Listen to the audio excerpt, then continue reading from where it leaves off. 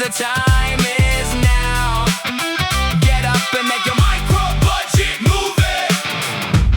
Hi, and welcome to the Micro Budget Movie Podcast. My name is Kathryn Zoy Alexander, and I am your host. And I'm sitting here with the Cinema Sensei, David Huey. David, why do they call you that? Well, they call me the Cinema Sensei because, I left the film business. I retired from the film business, and I started a martial arts studio called Muay Thai America. And a lot of people knew that I was in the film business, and now I'm teaching martial arts, and I haven't quite left the film business, but that became my retirement job. And so they call me, you're in cinema, you're a sensei, you are the Cinema Sensei. And I kind of like the alliteration, so it's kind of fun, Okay. I don't call him that. I call him Dork, but that's okay. That's another story. You call me Master. You are my Master. No way.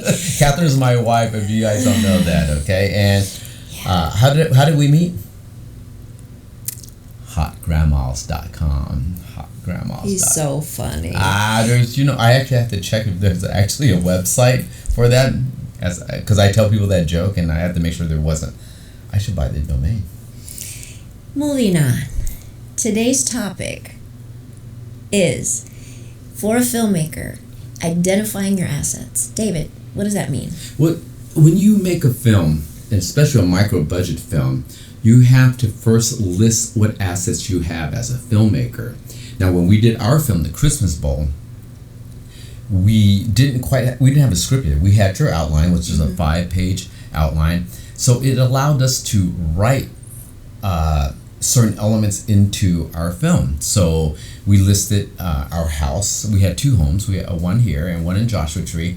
We listed our home, and we tried to figure out how many different locations we can get out of our house. So you're talking about, from a filmmaker's point of view, assets that they can use as far as location and things they have at hand. That's correct. So whether it's location, or it's props, or people, or events, you kind of structure your production around these assets. And so we got 10 locations out of this house.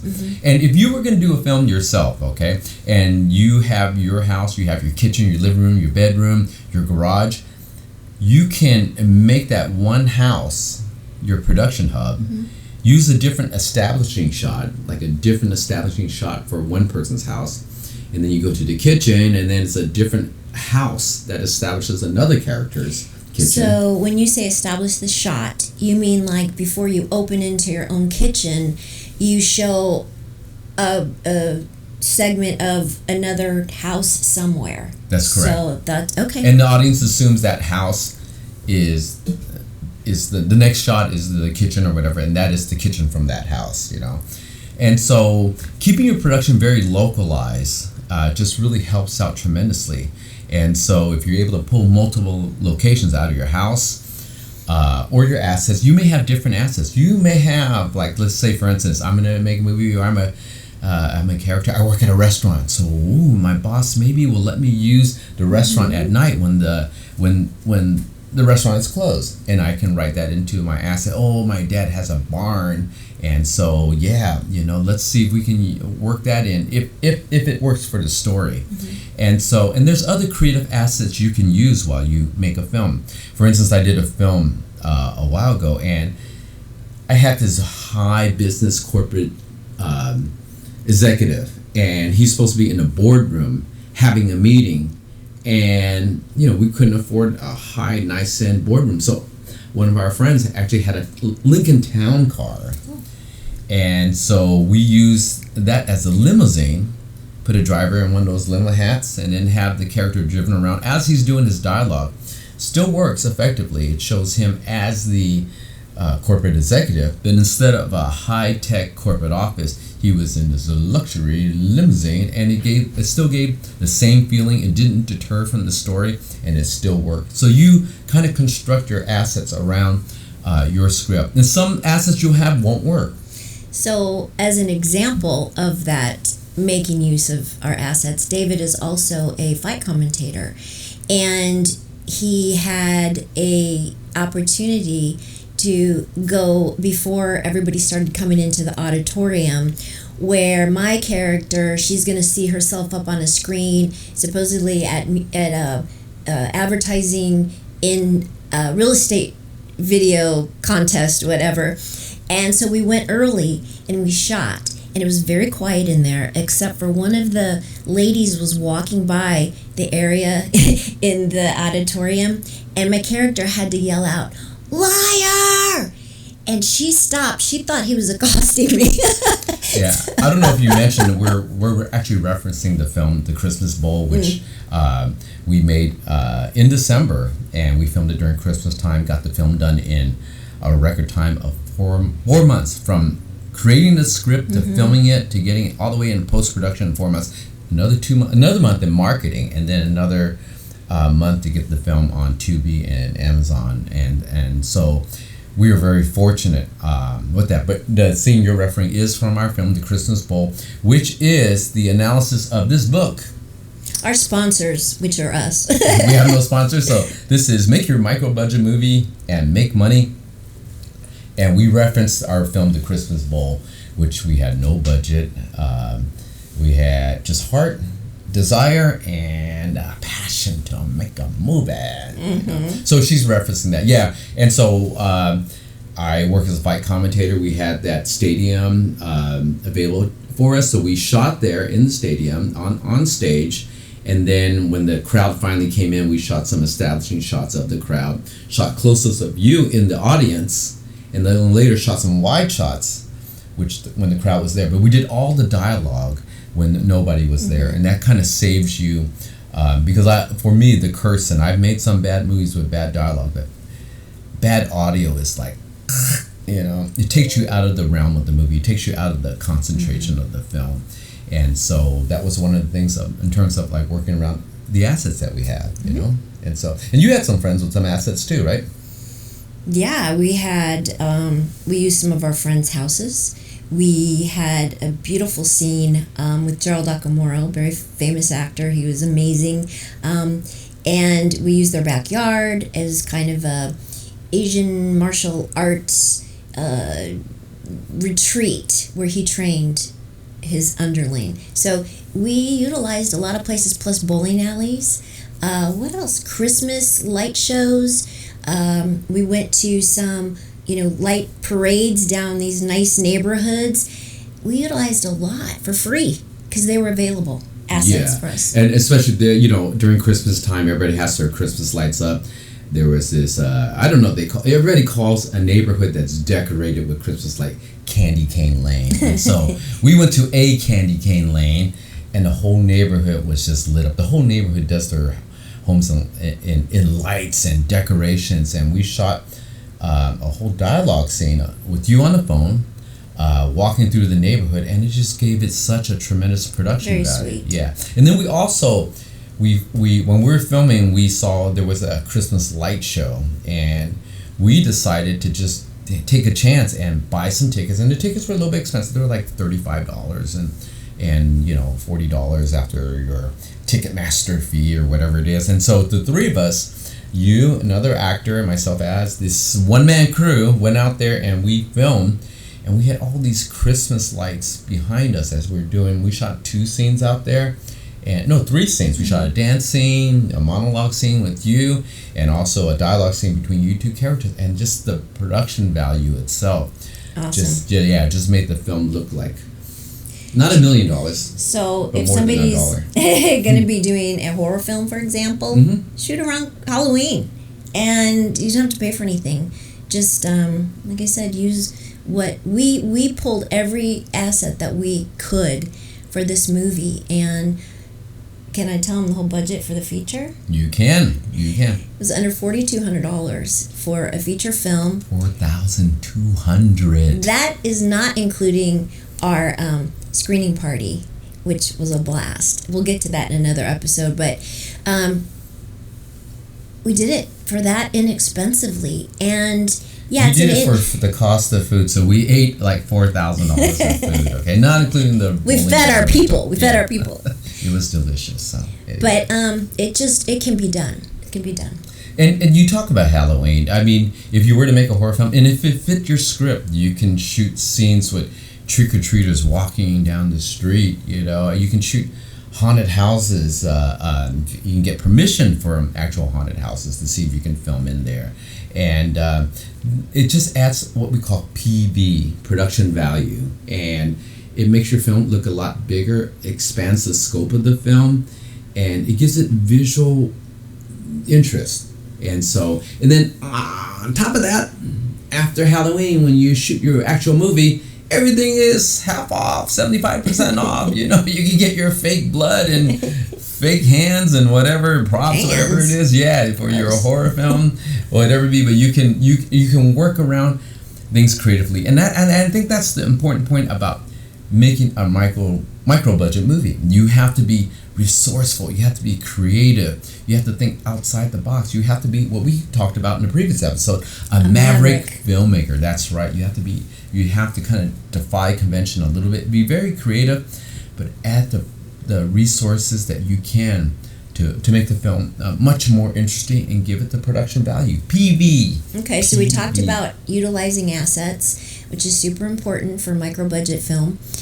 Let's talk about what I know you, as a coach for filmmakers, come across a lot. There's these creative people, these maverick personalities, and they have this passion, they have a desire, they have a project either in mind or they're working on it, but they're just plain afraid to move forward. They're afraid of failing. They're afraid of people going, "Oh, that was terrible." It's like a hurdle. How do you tell a filmmaker to move forward even with some fear? Mm-hmm. Well, the important thing is that, like martial arts, filmmaking is a muscle. And every time you make a film, you improve, you become that much better each time. So you don't have to make a feature film immediately, but you do have to make a film, whether it's a short film, a trailer for a film, a proof of concept film. You have to start filming, because once you do, that becomes the biggest film school for you.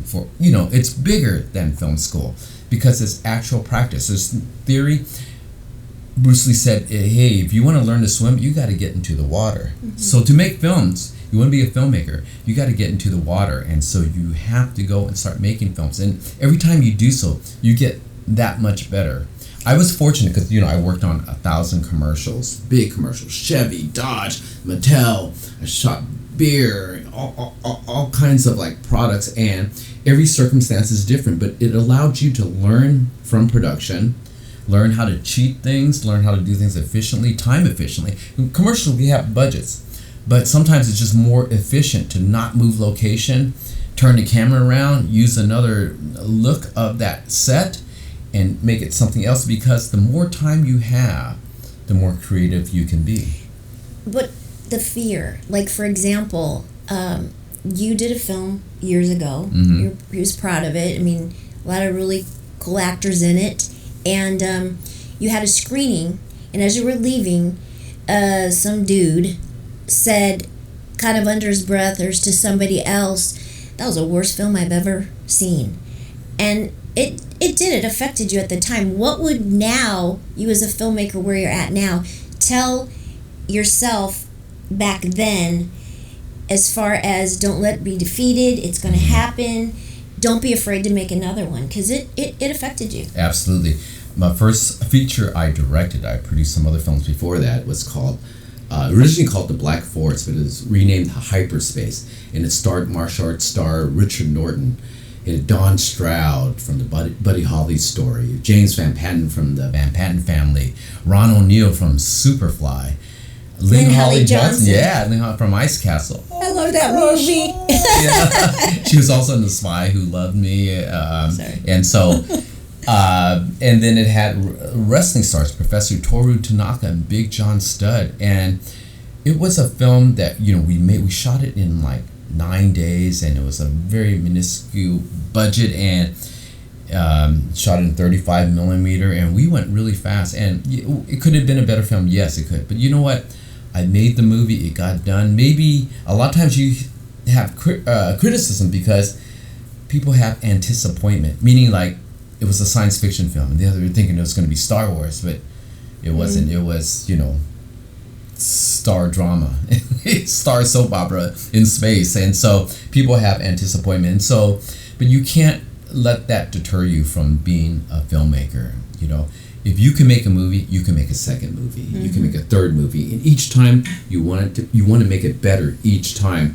So I would tell myself, hey, some people are gonna love your movie, some people are gonna hate it. There's haters all the time. Yeah, but that should not stop you. It should not stop you from telling your story, your passion, and it shouldn't stop you from improving as a filmmaker. But on another note, a lot of filmmakers are afraid to start because they don't have the guidance. And so we're trying to create this course called, the Film Path, which will guide you. I would be essentially your co-producer, your producer, and guide you step by step along the way of how to make a micro-budget film. Now, of course, there's a million film courses out there that teach you how to make a film. And if you have a big budget, you hire your crew. I did commercials. I had a crew of like 40 people. Tell them what to do, and they all do it, He worked on Pee Wee Herman's Playhouse. I worked as an assistant cameraman on Pee Wee's Playhouse, yeah. He had a mullet. Don't tell anybody. We watched a documentary on Paul Rubens on HBO, and I go, I worked on this season, and there's still pictures, and you see me with a mullet. I thought, is that David? And it was, very sassy, David, very sassy. Business in the front, party in the back. There you go, mullet. Yeah. Okay, let's wrap this up. So we talked about assets, using what you have around you, and don't be afraid. Even if you had the hesitation, just do it. Just go into it. It gets easier and easier, basically like anything in life. And as you listen to this podcast, as we start talking about not only our last film, The Christmas Bowl, but the 39 other films that I've produced, I actually tell you what pitfalls, what way to go, how to raise financing. Money escapes my mouth there. How to raise financing and how to creatively solve logistical problems, but you need to, if you don't have the experience, you need someone to show you how it's done, to walk you along the way. I'm not here to be your director. I'm not here to be your cinematographer. I'm here to show you step by step what you need to accomplish, in what order. And in independent micro-budget filmmaking, you kind of do things a little bit different, a little bit backwards, okay? If you want to maximize your dollars, and if you want to be able to just finish your film in a very creative way. And I hope you follow us on this journey, because I'm letting you 1,000 secrets that I have, 1,000 secrets. And I know. And we'll come to your screening. There's hot dogs. and I know 1,001 tricks. So I know more tricks than what's written in the book. Okay. And so so hopefully we'll see you again, and more tips. But again, assets. Don't be afraid. Get going, because in the end, it's only digital. If you don't like it, you can shoot it again. Right on. See you next time. See you next time on the Micro Budget Podcast, sponsored by our book, available on Amazon. Okay, it's on sale right now. I don't know if it's going to stay on sale. Amazon sets the price on the sale price, but it's Make Your Micro Budget Movie and Make Money, written by me, and 295 pages. Illustrations, all kinds of stuff. Oh my God. Alrighty then. Okay. Closing now. Later. Bye. Yeah, the time.